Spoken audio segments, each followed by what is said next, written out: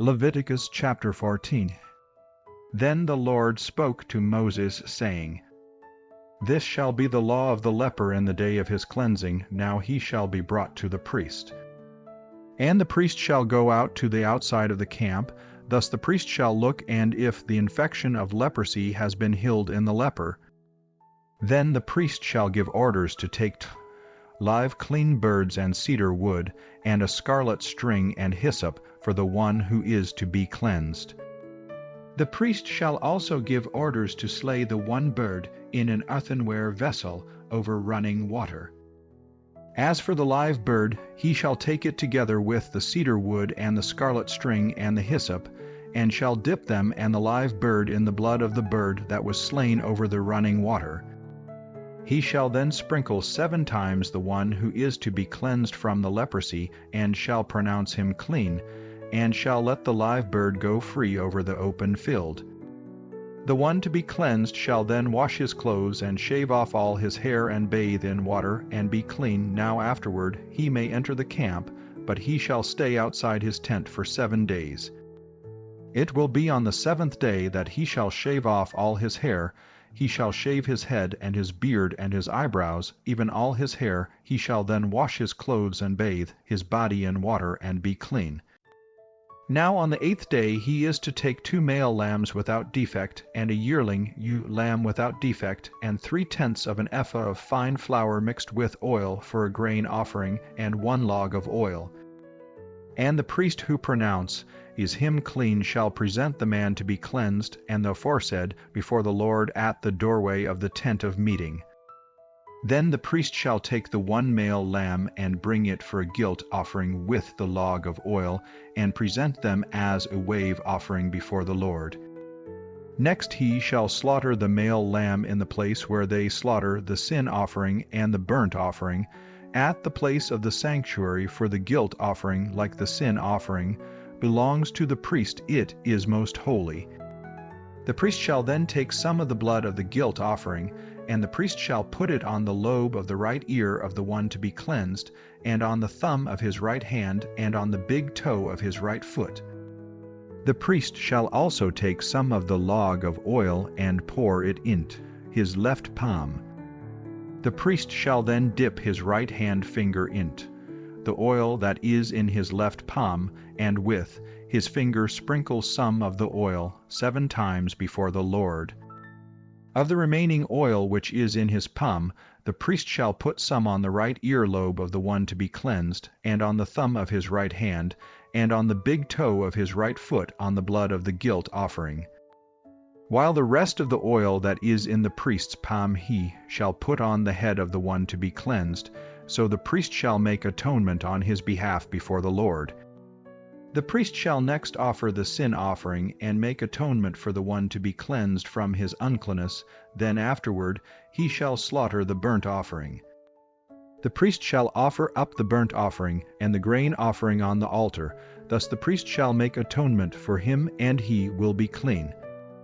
But if he is poor and his means are insufficient, then he is to take 1 male lamb for a guilt offering, as a wave offering to make atonement for him, and 1/10 of an ephah of fine flour mixed with oil for a grain offering, and a log of oil.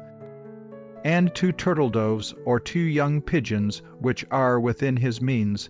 The one shall be a sin offering, and the other a burnt offering. Then the 8th day he shall bring them for his cleansing to the priest at the doorway of the tent of meeting before the Lord. The priest shall take the lamb of the guilt offering and the log of oil, and the priest shall offer them for a wave offering before the Lord. Next he shall slaughter the lamb of the guilt offering, and the priest is to take some of the blood of the guilt offering, and put it on the lobe of the right ear of the one to be cleansed, and on the thumb of his right hand, and on the big toe of his right foot.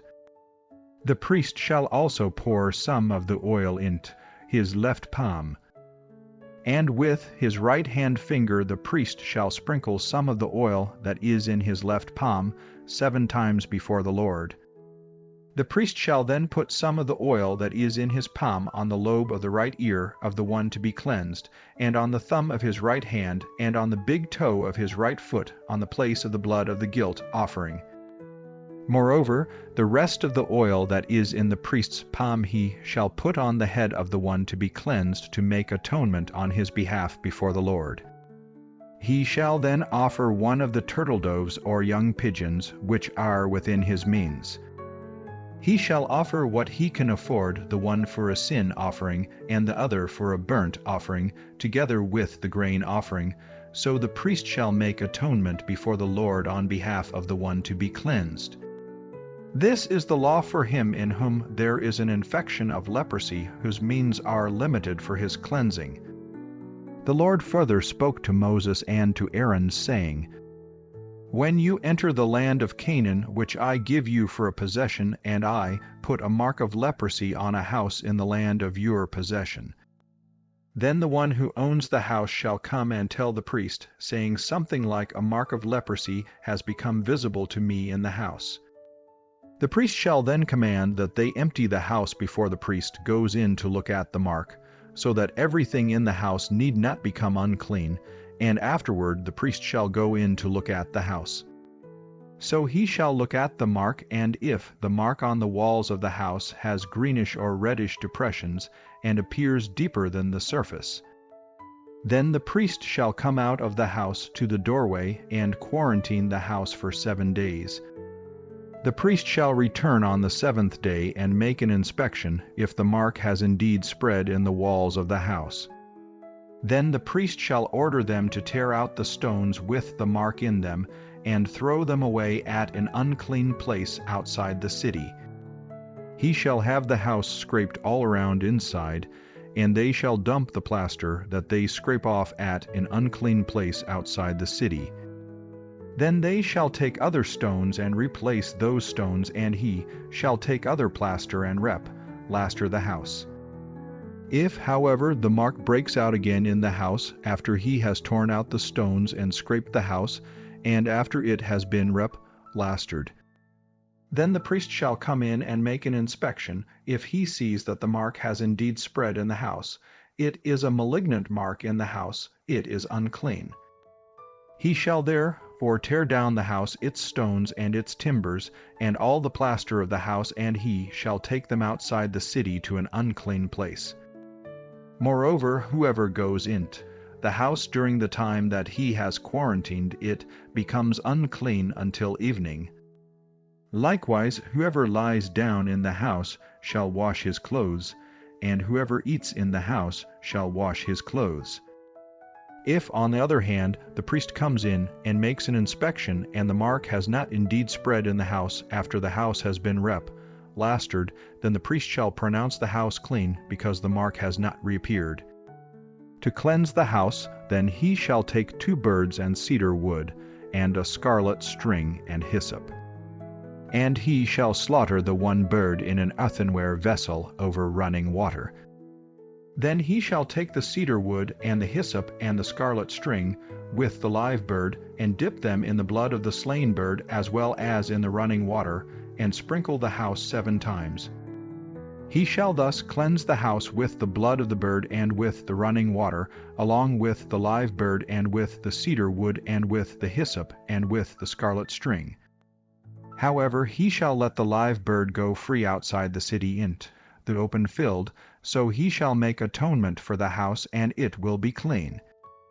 This is the law for any mark of leprosy, even for a scale, and for the leprous garment or house, and for a swelling, and for a scab, and for a bright spot, to teach when they are unclean and when they are clean.